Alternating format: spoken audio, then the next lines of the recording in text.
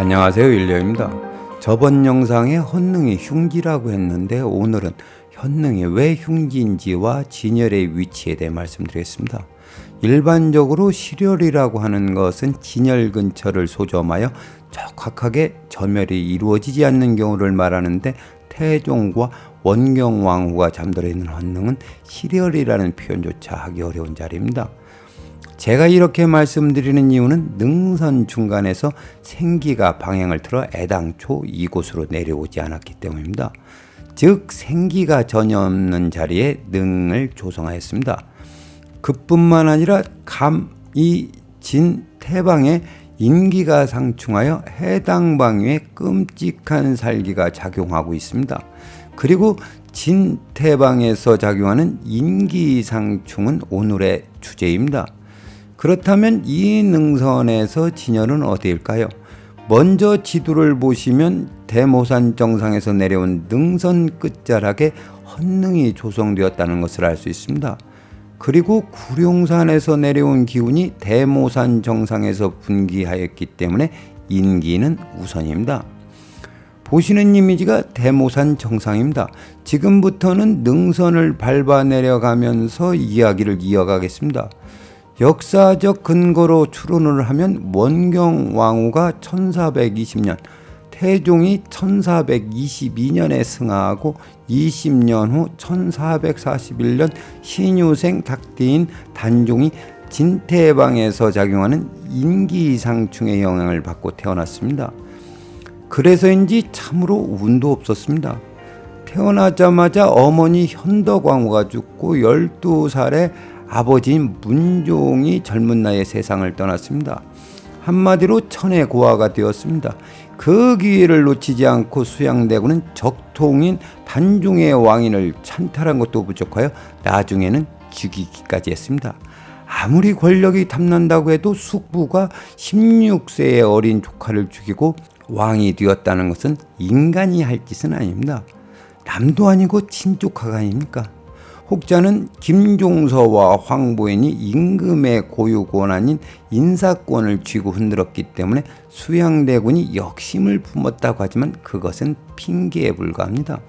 김종서와 황보인이 그렇게도 걱정되었다면 종치인의 어른으로서 몇 년만 단종을 보유하면 될 것을 즉위한 지 1년 만에 왕위를 찬탈한 것은 어떤 변명도 통하지 않습니다.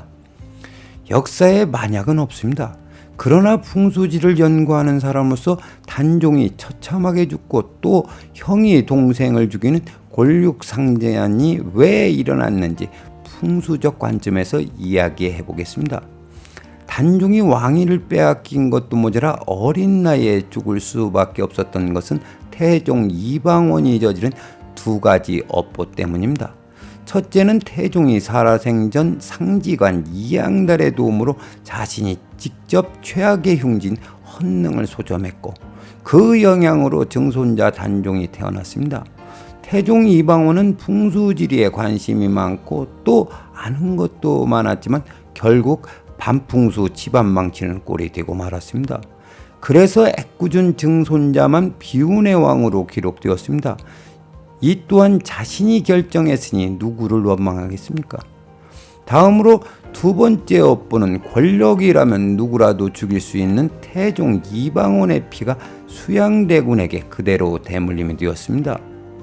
권력이라면 피도 눈물도 없는 태종 이방원과 그의 손자인 수양대군은 닮아도 너무 닮았습니다.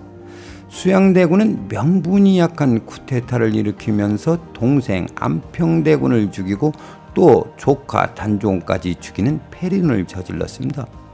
이 모든 것을 정치적으로나 시대적 배경으로 치부할 수도 있겠지만 풍수적 관점에서는 오로지 태종 이방원의 업보요 책임이라는 것이 제 생각입니다. 따라서 단종의 죽음에 태종 이방원은 결코 자유로울 수가 없습니다. 그렇다면 왜 태종 이방원과 상지관 이양달은 능선 끝자락에 헌능을 조성했는지 유추해 보겠습니다.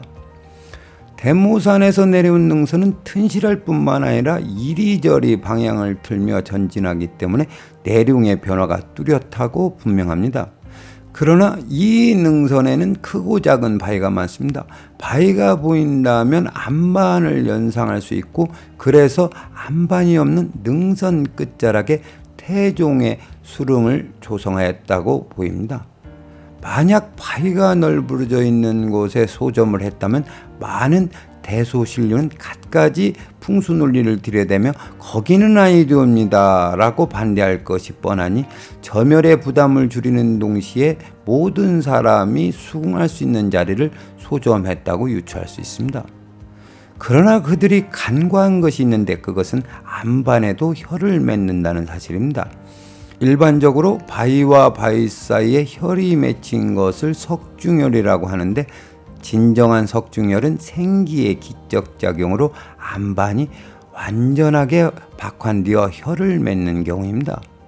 지도를 보시면 대모산에서 내려오던 기운이 분기하여 한 가닥이 백호 쪽으로 달려가고 또 다른 한 가닥은 이쪽으로 내려와 멈췄기 때문에 헌능 방향으로는 생기가 전혀 흐르지 않습니다. 위치는 대모산 정상과 헌능 중간쯤입니다. 땅을 파서 박환의 상태를 확인해 봐야겠지만 진열호법 중에 4가지가 합당합니다. 보시는 것처럼 길을 만들면서 진열 앞부분이 훼손되었지만 원래 형태를 놓고 생각하면 당판 또한 흠잡을 곳이 없습니다. 인제 와서 이곳에 헌능을 조성했으면 어땠을까 하는 생각이 부질없다는 것은 알지만 풍수를 연구하는 사람으로서 애석할 뿐입니다. 그럼 오늘의 이야기를 정리하겠습니다. 제가 이 영상을 준비하면서 인과응보라는 말이 떠올랐습니다. 그리고 태종 이방원은 누구를 위해 권력의 화신이 되었고, 또 수양대군은 폐륜을 저질러 가면서 왕이 되려고 했는지 권력의 속성을 전혀 모르는 저로서는 궁금할 뿐입니다.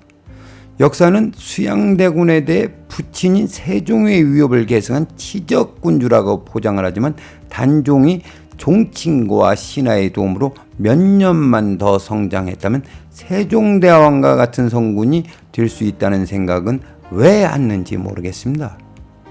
언제 영월에 가는 길이 있으면 단종이 잠들어 있는 장릉에 들러 술이라도 한 잔 올려야 제 마음이 편할 것 같습니다. 오늘은 여기까지 하겠습니다. 시청해 주셔서 감사합니다.